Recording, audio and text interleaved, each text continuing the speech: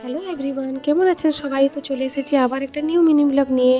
আজকে না আমি, আমার বোন আর জাসমিন আমরা তিনজন মিলে একটু ঘুরতে যাচ্ছি মিন্স আজকে একটু তালবগিচা যাব। তালবগিচা হচ্ছে আমার বাড়ির পিছনে একটা জায়গা, যেখানে কি খুব সুন্দর একটা রাধাকৃষ্ণ মন্দির আর একটা জগন্নাথ মন্দির আছে।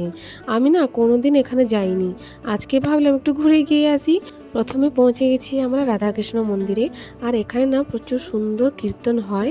ওনারা আমাদেরকে বলছিলেন ওনাদের সঙ্গে মিলেমিশে কীর্তন করতে, কিন্তু আমাদের কাছে সময়টা অনেকটাই কম ছিল, তাই আমরা চলে এসেছি। নেক্সট আমরা চলে এসেছি জগন্নাথ মন্দির। নেক্সট আমরা পৌঁছে গেছি আরেকটা জগন্নাথ মন্দিরে। এই মন্দিরটাও না খুব সুন্দর। আগে অনেকবার এসেছি, কিন্তু এই জগন্নাথ মন্দিরে কোনোদিন আসা হয়নি। ইচ্ছে ছিল মন্দিরে একটু বসতাম, কিন্তু বসতে পারলাম না, কারণ বাড়িতে মিহি আছে, তাই চলে এসেছি আমরা। এবারে এসে না রাস্তায় দেখলাম একটা ফুচকা দোকান, তাই সেখান থেকে আমরা ফুচকা খেয়ে নিচ্ছি।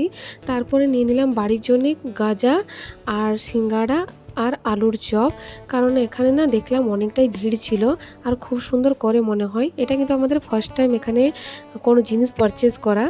আর না আমরা খেয়ে খেয়ে ওটাকে যাচ্ছি বাড়ি কথা বলে বলে। বাইরে তালবগিচা এসেছি দুর্গাপুজো প্যান্ডেল দেখতে, কিন্তু কোনোদিন না এমনি হেঁটে আসা হয়নি। আপনাদেরকে যদি এই ব্লগটা ভালো লেগে থাকে তাহলে লাইক, শেয়ার অ্যান্ড সাবস্ক্রাইব করে দিবেন।